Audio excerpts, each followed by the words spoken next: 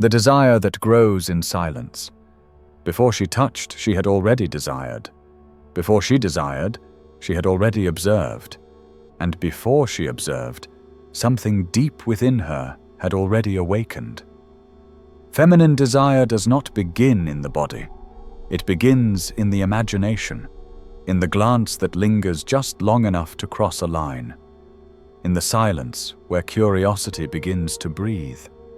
That moment when she notices you, even as she pretends not to. A woman feels long before she understands. She studies quietly the way you move, the rhythm of your breathing, the tone that lives behind your voice.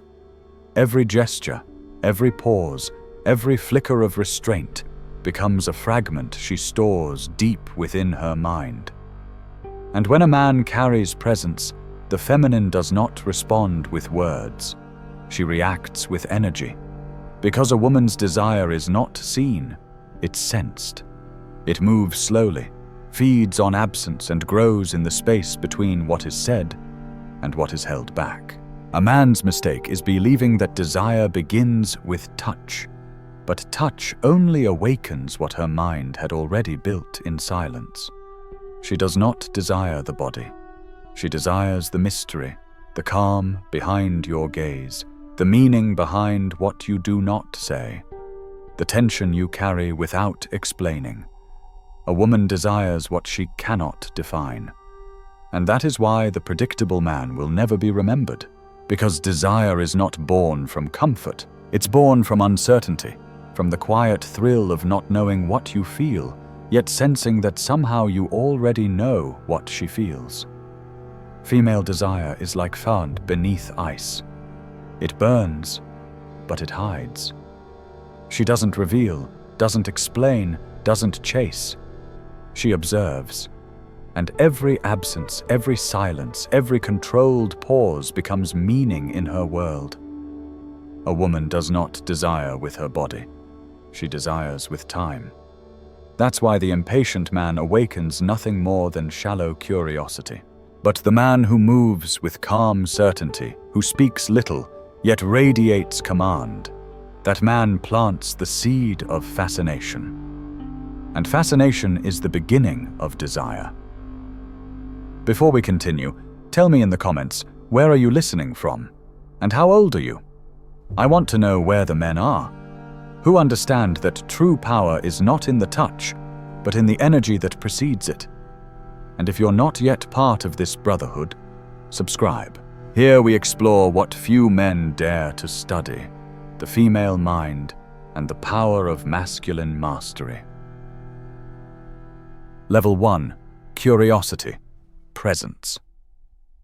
Level 1. Curiosity. Everything begins the moment she notices you. It is not desire yet, not even attraction. It's only the silent awareness of a different presence in her space. Something moves inside her so quietly that even she doesn't realize it. Female curiosity is like a distant lighthouse. It doesn't light up the whole sea, but it shines just enough to show her the outline of something unknown. She begins to observe, not in a hurry, not with a plan. She looks at the man when he is not looking. She listens to the tone of his voice, the way he holds himself in a crowd, the calm confidence in his movements. And in that small act of observing, something inside her starts to wake up. It's a tiny magnetic pull between her gaze and her thoughts. Because a woman does not desire what she fully understands. She desires what intrigues her. And curiosity is the first step toward that fascination. She doesn't want him yet. She simply notices that she could. It's the beginning of her imagination, painting him not as a lover, but as a possibility. At this stage, the man is still just an idea, but an idea with a scent, a rhythm, a certain weight. She watches him talk, walk, smile. She remembers details he would never think twice about. How he holds a glass, how he leans forward when someone speaks, how he seems perfectly at ease in his own silence. Her body hasn't reacted yet, but her mind has begun to build something. And when a woman's mind starts to build, Time does the rest. Because curiosity is the first movement of her energy, the moment she begins to include you in her private world of imagination. The curious woman is like someone hearing a new song without knowing why she likes it. She doesn't decide to feel, she simply feels, and that effortless feeling is dangerous because whatever begins without intention is usually what she can never control. The wise man understands this first level. He knows that feminine desire does not grow from pressure, but from the space he creates with his calm presence. That's why the silence of the right man speaks louder than the words of the wrong one. She isn't desiring you yet, but if she's noticed you, the seed has already been planted. And if you resist the urge to rush, if you let her curiosity breathe, it will begin to grow on its own. Level 2. Interest. Curiosity transforms the moment she realizes she's thinking about you, even when she doesn't want to. The gaze that once observed from afar now begins to search. She still pretends she hasn't noticed, still plays calm, still tries to stay in control, but her thoughts keep circling back to that moment she first saw you. Female interest is like a spider web woven in silence. She doesn't chase, she allows. She allows her eyes to linger 1 second longer. She allows the smile to stay just a little past its natural ending. She allows your name to echo in her mind for no logical reason. At this level, she starts looking for signs, not directly, but through her instincts. She wonders if you've noticed her, if you felt the invisible current passing between you, but the feminine never asks. She creates situations. She appears where you usually are. She lets a comment slip that only you would understand. She sends glances that say what her words refuse to. This is where her body begins to follow her mind. Her heartbeat changes. Her breathing quickens. Her eyes betray her, even when her voice doesn't. Interest is the first physical stage of desire, and her body now expresses what she's trying to hide. She touches her hair, adjusts her clothes, bites her lip, brings a glass to her mouth. All small movements, automatic, uncontrolled. Each one a whisper from her nervous system saying, "He's affecting me." But even here, she still retreats because interest is the borderland, the thin line between instinct and reason. She wants, but she's still convincing herself she doesn't. She feels, but she defends herself from her own feeling. And it's here, in this fragile contradiction, that a man either loses her completely or awakens something far deeper. The ordinary man reacts immediately. He gets excited. He rushes. He compliments. He breaks the invisible rhythm, and the interest dies because the mystery dies. But the lucid man, the one who understands this level, does the opposite. He keeps his rhythm. He keeps his calm. He keeps his silence. He doesn't reveal, doesn't chase, doesn't rush. He lets her discover by herself what is happening inside her. And that is how interest becomes fascination. A woman doesn't fall in love when she's reciprocated.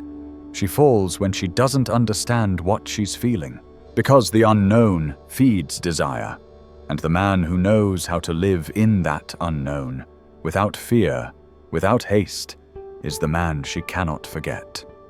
Have you ever noticed when a woman starts looking at you differently? That look she tries to hide, but can't completely. Comment below, because that change in her eyes is the first sign that reason is beginning to lose control. Level 3. Fantasy. Everything that began as curiosity and slowly grew into interest now enters the most powerful territory of all, the mind. Because a woman's desire, unlike a man's, does not begin with touch. It begins with the idea of touch. This is where her imagination takes control, where her thoughts start creating what reality hasn't yet given her. She begins to build silent scenes, moments that may never happen, but are powerful enough to feed what she feels. She imagines his voice closer, the distance shrinking, their breathing falling into the same rhythm. She imagines the gaze, the tension, the possibility of what it would be like to be near him without ever having been. This is the stage of mental desire, the most dangerous form of all, because the body remains still, but the mind has already surrendered. And sooner or later, the body obeys the mind. Now she begins to notice everything that reminds her of him. A scent in the air, a random song, a certain time of day. Every tiny detail becomes a trigger, a silent echo of his presence. When a woman enters this level, she no longer desires the man in front of her. She desires the man she has created in her mind.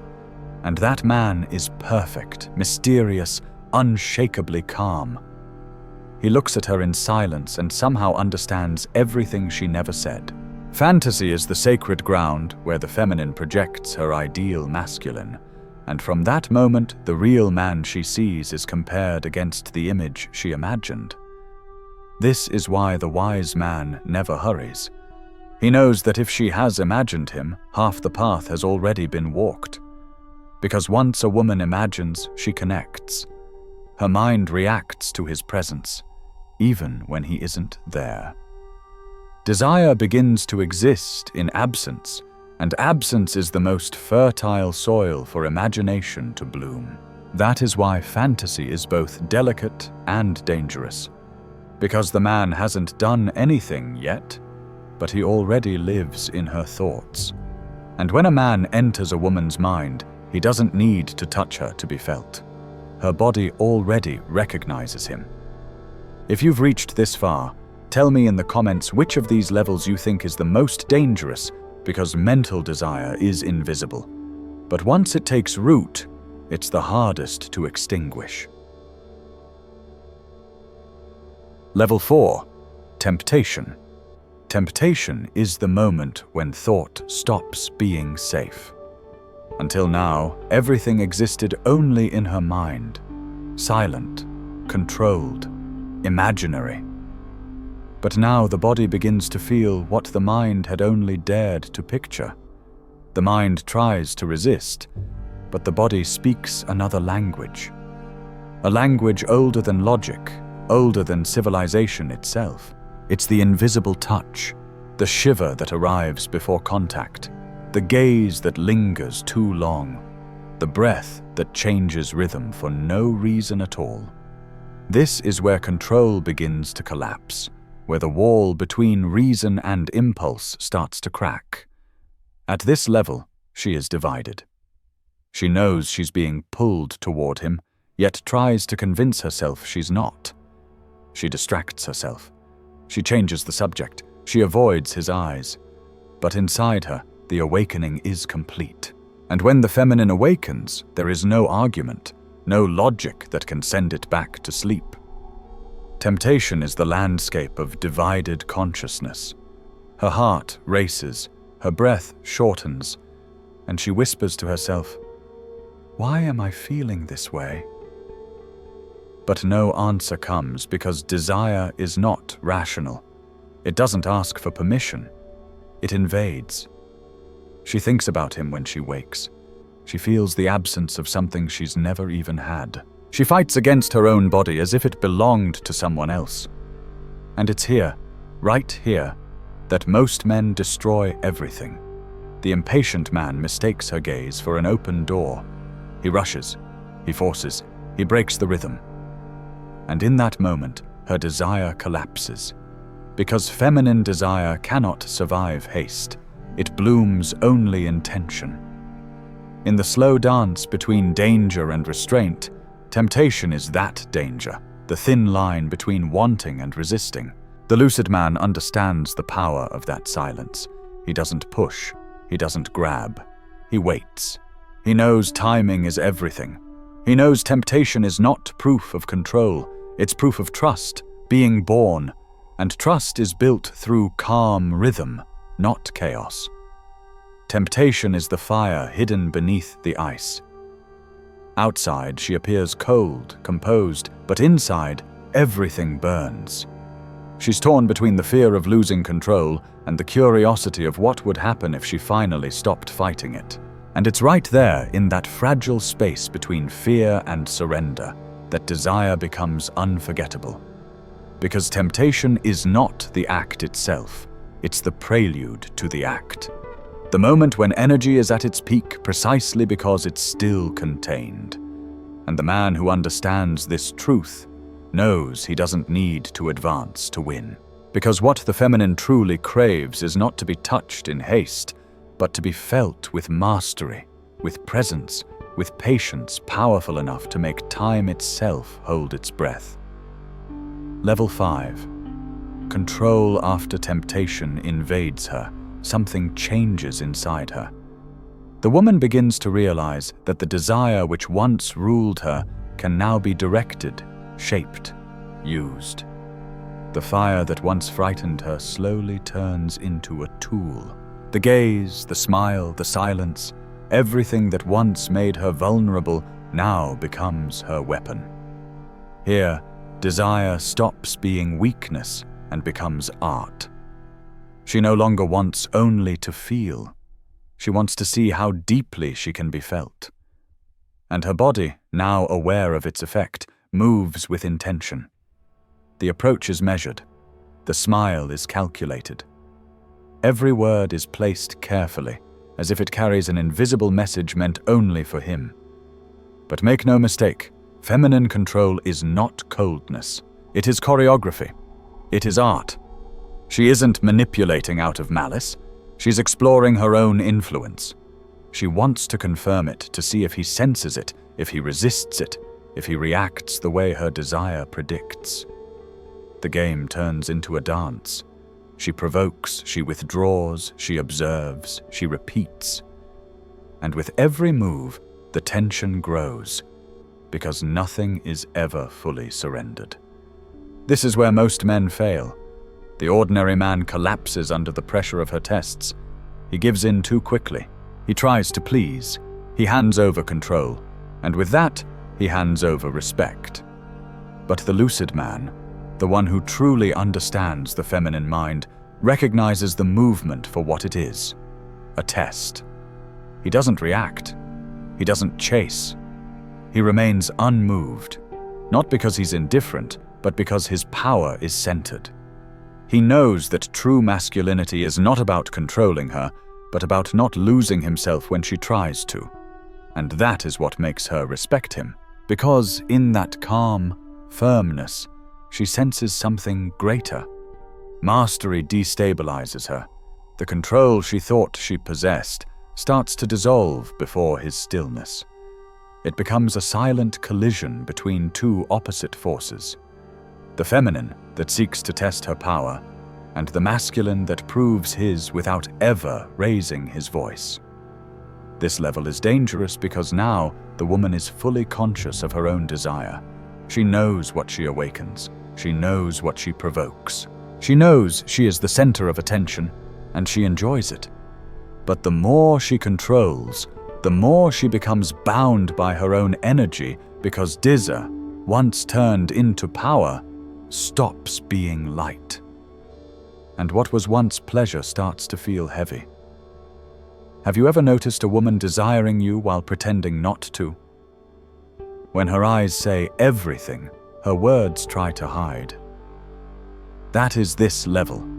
She's no longer the woman who simply observes. She's the one who tests. And the man who understands this never competes for control. He doesn't argue, doesn't prove, doesn't chase. He simply observes, breathes, and allows the dance to unfold. Because in the end, control never belongs to the one who tries to dominate. It belongs to the one who doesn't need to prove that he already does. Level 6. Hunger. There comes a point when desire stops being delicate. Fantasy, control, provocation, everything dissolves before something stronger. She no longer wants to imagine. She wants to feel. She wants presence. She wants the warmth of touch, the weight of something real. The body now speaks louder than the mind, and the feminine that once played with fire now wants to burn completely. Curiosity turns into urgency. The hunger is no longer soft. It's raw, instinctive, alive. And it is not just physical. It is emotional. She no longer wants the man for who he is. She wants him for how he makes her feel. Her gaze changes. There is no disguise left, no pretense, no games. She looks at him like someone measuring the distance before crossing it.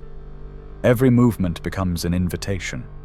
The touch on the arm, the smile that lingers, the silence that vibrates between words. Everything she does says, "Come closer." But she never says it because the most powerful invitations are silent, ancestral, inevitable. This is where most men get lost. They confuse desire with surrender, passion with depth. But the lucid man knows the difference. He understands that even when desire consumes her, the feminine still seeks safety in his energy. She wants his touch, but she wants to know what it is made of. She wants to know if his warmth comes from presence or from lack. If it is presence, she opens. If it is lack, she retreats. Because female hunger is not vulgar, it is spiritual. It's not the hunger to be used. It's the hunger to be understood. She wants to feel that her body is seen beyond its shape, that her essence is recognized, that her energy is received by a man strong enough to hold it.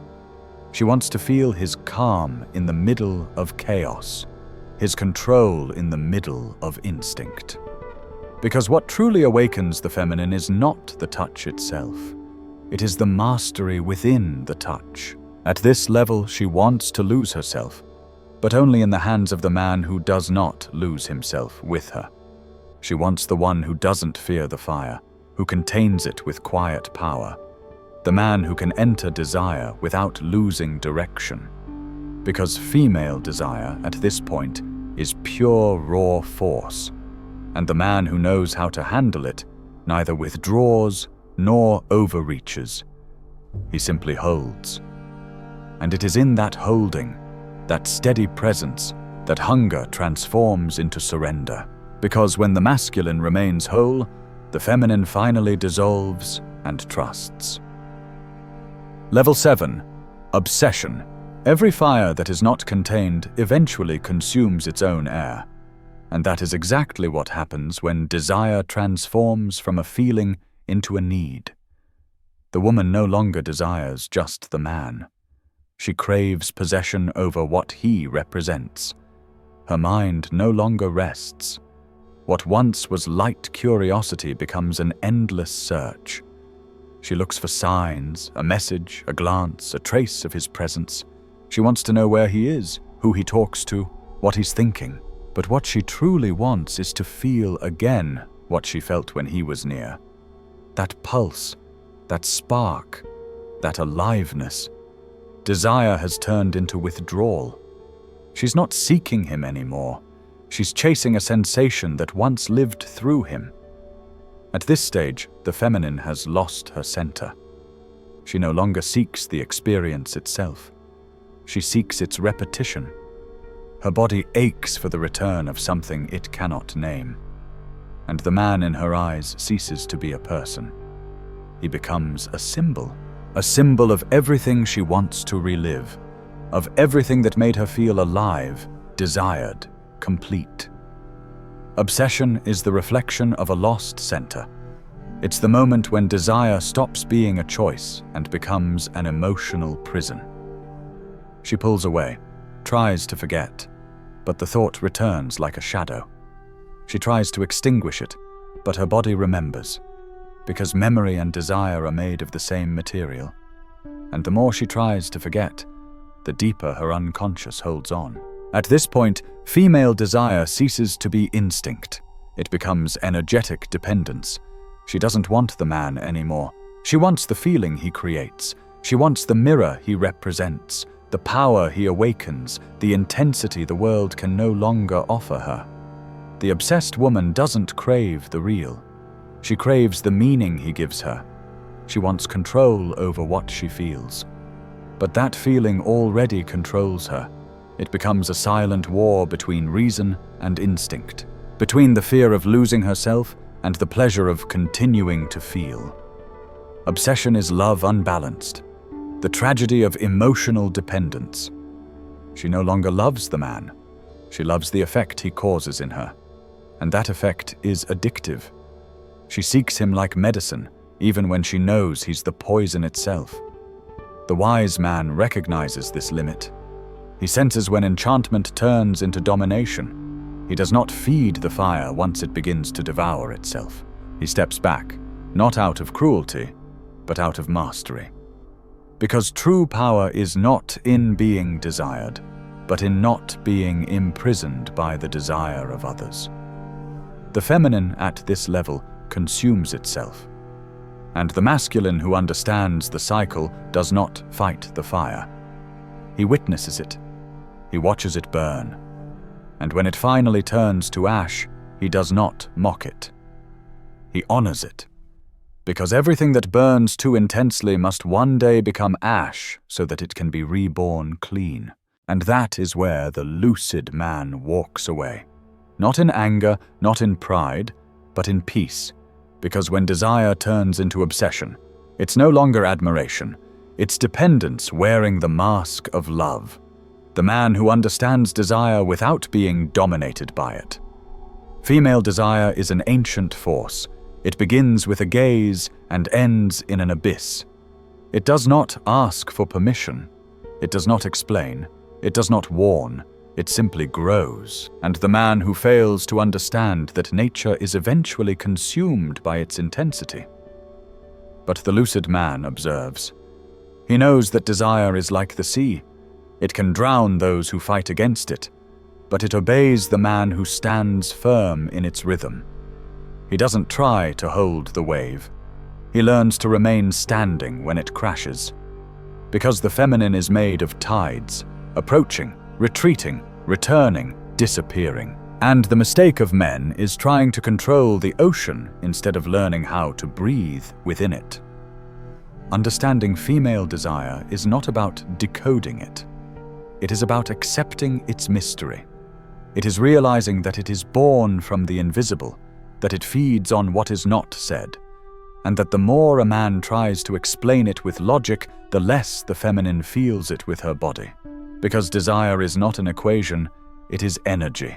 And energy only respects the man who has learned to respect his own silence.